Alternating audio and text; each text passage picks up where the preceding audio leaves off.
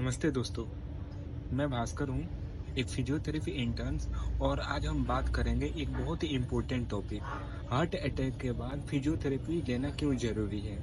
यह एक सिर्फ एक्सरसाइज नहीं, एक लाइफ सेविंग स्टेप है। हार्ट अटैक का मतलब होता है, हार्ट की जो मसल है, वहाँ पे ब्लड सप्लाई कुछ टाइम के लिए रुक जाता है, जिसके वजह से जो हार्ट की टिश्यू है, वो डैमेज हो जाती है या डैमेज होना शुरू हो जाती है। तो हार्ट अटैक के बाद जो इसका रिकवरी फेज़ है, ये भी बहुत इम्पोर्टेंट है। और रिकवरी फेज में कार्डियक रिहेबिलिटेशन में फिजियोथेरेपी का एक इम्पोर्टेंट पार्ट होता है। फिजियोथेरेपी आफ्टर हार्ट अटैक गोल क्या होता है? तो कुछ सिंपल शब्दों में बोलूँ तो जो हार्ट की स्ट्रेंथ है उसको वापस रखना यानी वापस लाना। सेकेंड है वो है जो बॉडी है उसको एक्टिव और इंडिपेंडेंट बनाना। थर्ड है जो भी रिस्क है हार्ट अटैक आने का फ्यूचर में उसको रिस्क को कम करना।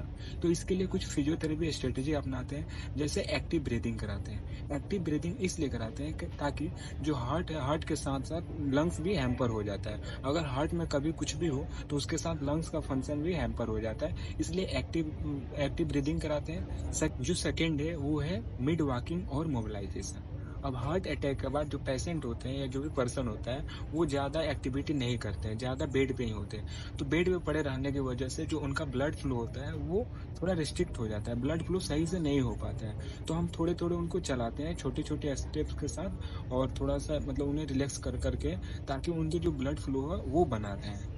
थर्ड है वो है एजुकेशन। अब एजुकेशन बहुत ज़रूरी है। पेशेंट को एजुकेट करना है कि एक्सरसाइज जो भी एक्सरसाइज प्रोटोकॉल है उसको कैसे फॉलो करना है और क्या-क्या ऐसी चीज़ें हैं जिसे अवॉइड करना है, ताकि हार्ट पे फिर अटैक आने का रिस्क जो है कम हो सके। लास्ट है वो है मॉनिटरिंग। मॉनिटरिंग कैसे करनी है, जो भी हार्ट रेट है, एसपीओ2 है, इसको सिखाना है पेशेंट को। जो भी डिवाइस है, इक्विपमेंट है, उसको प्रॉपर गाइड करना है, ये सब का यूज कैसे करते हैं और मेजर कैसे करते हैं, और क्या क्या जो पैरामीटर्स है उसे हमें देखनी है, और कितने लेवल के बाद चला जाए तो वो थोड़ा डेंजरस लेवल है। तो ये सब को पेशेंट को बताना है कि हमेशा जब भी एक्टिविटी करें या कुछ भी करें तो रेगुलर बेसिस पे इसे मॉनिटरिंग करते रहो और उसे कहीं ना कहीं रिकॉर्ड करें, ताकि जब भी नेक्स्ट टाइम डॉक्टर से मिले या थेरेपिस्ट से मिले तो उन्हें वो देख सके कि कब कैसा इनका ईसीजी में जो भी रेस्पिरेटरी रेट है या हार्ट रेट है या एसपीओ2 लेवल है, कब फॉल हो रहा है और कब सही है। फिजियोथेरेपी इन कार्डियक रिहैब में 3 फेज होते हैं। फेज 1 होता है वो हॉस्पिटल के अंदर। तो हॉस्पिटल के अंदर जो फिजियोथेरेपी है वो लाइटली एक्सरसाइज कराते हैं, जैसे बेड मोबिलिटी वगैरह हो गया, डीप ब्रीदिंग हो गया, परकशन वगैरह, ताकि जो लंग्स और हार्ट के फंक्शन है वो बना रहे और जो ब्लड फ्लो है वो भी मतलब रिड्यूस ना हो, वो भी सही हो, क्योंकि पेशेंट कहीं ना कहीं लंबे टाइम तक बेड पे पड़े होते हैं तो उनका ब्लड फ्लो होता है वो भी रिड्यूस हो जाते हैं। अब जो सेकेंड फेज है वो है आफ्टर डिस्चार्ज। आफ्टर डिस्चार्ज जो फिजियोथेरेपिस्ट है वो ग्रेजुअली धीरे धीरे स्ट्रेंथ करते हैं, चाहे मोबिलिटी में हो गया, चाहे डीप ब्रीदिंग वगैरह ब्रीदिंग एक्सरसाइज है उसे ग्रेजुअली थोड़ा सा बढ़ाते हैं। ठीक है, और जो भी एक्सरसाइज होता है वो कहीं ना कहीं थेरेपिस्ट के सुपरविजन में होता है, थेरेपिस्ट वहाँ पर प्रेजेंट होते हैं।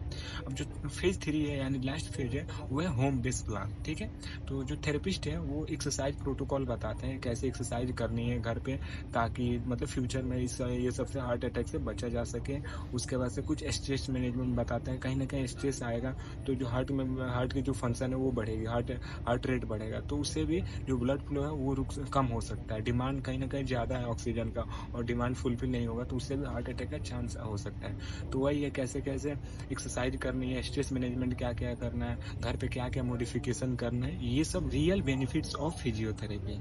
तो जो फिजियोथेरेपी है ये केवल एक्सरसाइज ही नहीं है, यह एक कंप्लीट अप्रोच है जिसमें पेशेंट को जो भी होता है उसे फिजिकली और मेंटली स्ट्रॉन्ग किया जाता है। और मेंटली स्ट्रॉन्ग, फिजिकली और मेंटली स्ट्रॉन्ग से क्या करने से क्या क्या बेनिफिट, तो रिसर्च के अकॉर्डिंग अगर जो भी पेशेंट हार्ट अटैक के बाद फिजियोथेरेपी ले रहा है तो रिसर्च के अकॉर्डिंग उसे 20 से 30% डेथ का रिस्क होता है वो कम हो जाता है।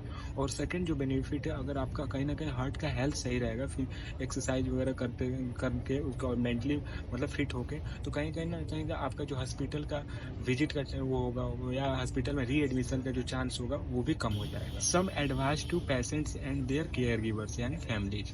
देखो, अगर अक्सर लोग कभी कभी डर जाते हैं, अगर वो एक्सरसाइज कर रहे हैं तो उनको थोड़ा सा पेन और डिस्कम्फर्ट हो सकता है, बट इसमें चिंता करने की बात नहीं है। अगर एक्सरसाइज कर रहे हो प्रॉपर जो फिजियो और डॉक्टर्स हैं उनके गाइडलाइंस के अकॉर्डिंग, जैसे 5 मिनट वॉक हो गया या ब्रीदिंग एक्सरसाइज हो गया, तो कहीं ना कहीं थोड़ा आपको डिस्कम्फर्ट होगा, पेन हो सकता है, बट ये आपके हेल्थ के लिए, कार्डियक हेल्थ के लिए बहुत बेनिफिट है। इससे आपका जो रिकवरी फेज है वो भी बहुत जल्दी से हो जाता है और रिकवरी भी अच्छे से होता है। तो अक्सर थोड़ी बहुत पेन हो सकता है एक्सरसाइज करते टाइम में, बट अगर ज़्यादा पेन हो तो आप फिजियो से या डॉक्टर से एक बार कंसल्ट कर सकते हो।